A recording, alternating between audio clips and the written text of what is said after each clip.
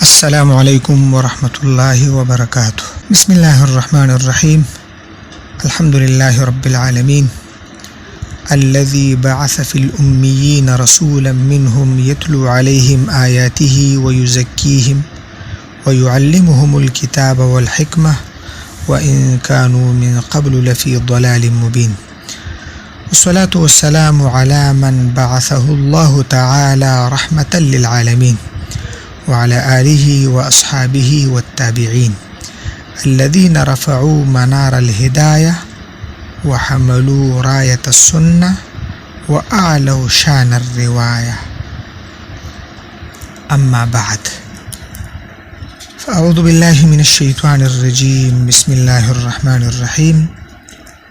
هو الذي بعث في الأميين رسولا منهم يتلو عليهم آياته ويزكيهم ويعلمهم الكتاب والحكمة وإن كانوا من قبل لفي ضلال مبين.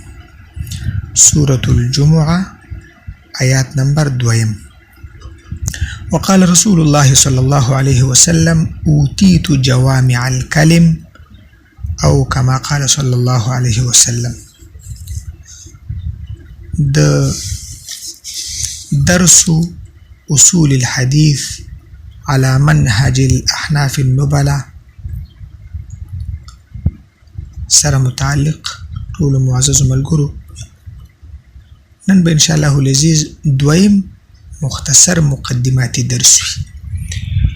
ان شاء الله ډېر توجه سره واورئ ترڅو خپل علمي تنده په یو اندازه ماته کړئ. نن درس کې اوله خبره هغه به دا وکړو چې د دې احادیثو مبارکو تاریخ په ډېر اختصر انداز باندې عرض کوم چې له کومه وخته چې د انبیای کرامو علیهم الصلوات والتسلیمات د رالیږلو تاریخ پیل شوی، د اماغه وخت نه د احادیثو مبارکو تاریخ پیل شوی دی. د مزید وضاحت دپاره به زه لږه خبره وکم په باره د احادیثو د محمد عربي صلی الله علیه وسلم کې. کله چې په رسول اکرم صلی الله علیه وسلم باندې د سورة علق اولنی 15 آیتونه په غار حرا کې نازل شو. اقرأ اسم ربك الذي خلق. نو رسول الله صلی الله علیه وسلم د دې پیښې خبر ام المؤمنین خدیجة الکبرى رضی الله تعالی عنها ته ورک، او به ورقه ابن نوفل ته خبر ورسیده. خدیجه رضی الله عنها د ځان سره روان ک، هغه ته بوته. بخاری شریف کې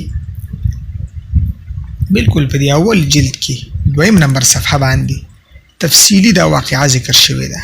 بخاری شریف اول جلد 2 صفحه. لهم دا غزایا رسول پاک صلی الله علیه وسلم د حدیثو هغه پیل وشو. دیو جن امام بخاری رحمه الله چې خپل کتاب شروع کړی دی نو سر کې وایي چې باب كيف كان بدء الوحي إلى رسول الله صلى الله عليه وسلم. نو دسی نتیجتاً به دا خبر عرض کم چې سل پسله تاریخی او سما په ډاګه خبره داده چې د حدیثو او د بعثت د دواړو تاریخ یو دی. د احادیث مبارکو د رسول پاک صلی الله علیه وسلم او د بعثت د دواړو تاریخ یو دی. الحدیث والمحدثون صفحه 14 او 14. دا کوم عنوان چې دی درس اصول الحديث على منهج الاحناف النبلاء. نغواړم چې دې مضاف تشریح وکم چې درس دی یعنې ښه تحقیق پکې شته، دا بیا ځان ته وکړئ. نه غواړم چې د مضاف الیه چې اصول دی تحقیق وکم چې اصول جمع د اصل ده او په لغت کې څه ته وایي او څو معناګانې لري د اصول فقهي کتابونو کې ماشاءالله.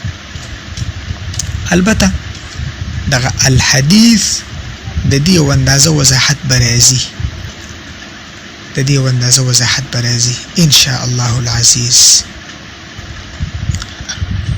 او منهج، طریقه، نهج او انداز احناف تاسو پیژنئ،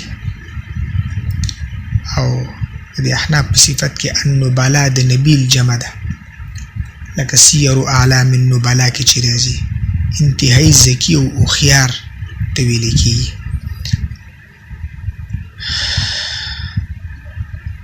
عرض مې کولو چې دا کوم عنوان دی درس اصول الحديث على منهج الاحناف النبلاء. دې کې به ان شاء الله العزیز دا الحديث ټکی چې راغلی دی د دې به یو اندازه وضاحت کو، او دا الاحناف ټکی چې راغلی دی د دې به یو اندازه وضاحت کو، خو په خپل وخت کې ان شاء الله په همدې مقدماتي درسونو کې ان شاء الله تعالی تاسو ورته لږ انتظار وباسئ. لکه څنګه چې معلومه ده چې دلائل د شرع څلور دي. اول دلیل قرآن کریم، دویم دلیل احادیث مبارکه، دریم به اجماع د امت، او څلورم قیاس شرعي. او باقاعده د قرآن کریم د آیتونو څخه په ډاګه کیږي چې دلائل د شرعي څلور دي.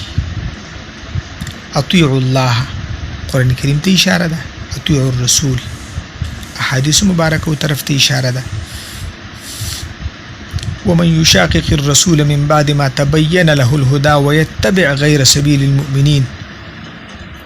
د اصول فقه ډیرو کتابونو لکه نور الانوار وغیره حدیث ذکر کړی دی، د آیات ذکر کړی دی د پاره د حجیت الاجماع.